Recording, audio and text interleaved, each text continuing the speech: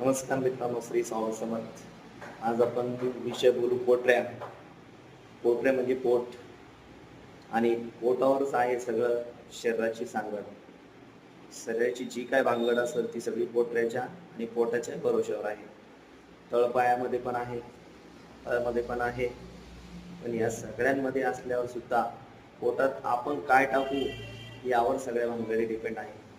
त्यामुळं माझं एक म्हणणं आहे, मित्रांनो, पोटामध्ये असे पदार्थ टाका की जे जिवंत कोशिका असणारे अन्न पासले पाहिजे. म्हणजे तेल, मीठ, तिखट, आंबट, जे स्वयं कृत्रिमरित्या मानवाने बनवलेल्या आहार हा न घेता जिवंत कोशिका असणारा आहार जर तुम्ही घेतला तर तुम्हाला अजिबात कॅन्सर, बीपी, शुगर, थायरॉइड अशा कोणत्याही आजाराला सामोरं जाण्याची गरज पडणार नाही.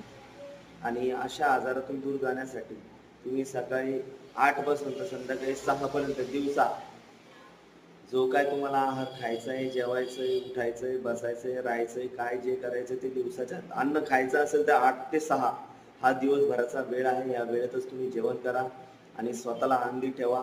आणि पोटरे आणि पोट हप्त्यातून, महिन्यातून किंवा वर्षातून, आता खूप कॉस्टली लोक जीवनमान एवढं व्यस्त झालेलं आहे की लोकांना वेळच नाही राहिलेला आहे.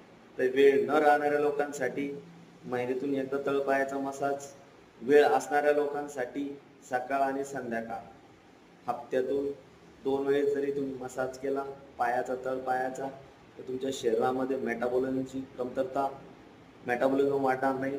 हो, तुमच्या शरीरामध्ये उच्च रक्तदाबही होणार नाही. मूळव्याध, मूतखडा या अशा आजारावर तुम्हाला सगळ्यात उत्तम उपाय भेटून जाईल हा. हे जर सतत तुम्ही महिना 2 महिने जरी केलं, वर्षातून महिना 2 महिने, आणि महिन्यातून, हप्त्यातून 1 दिवस, महिन्यातून 4 दिवस असं तुम्ही केलं तर तुमच्या शरीरामध्ये लागत इतका बदल तयार होईल आणि शरीर हे सगळ्यात चांगलं निरोगी राहील. श्री स्वामी समर्थ.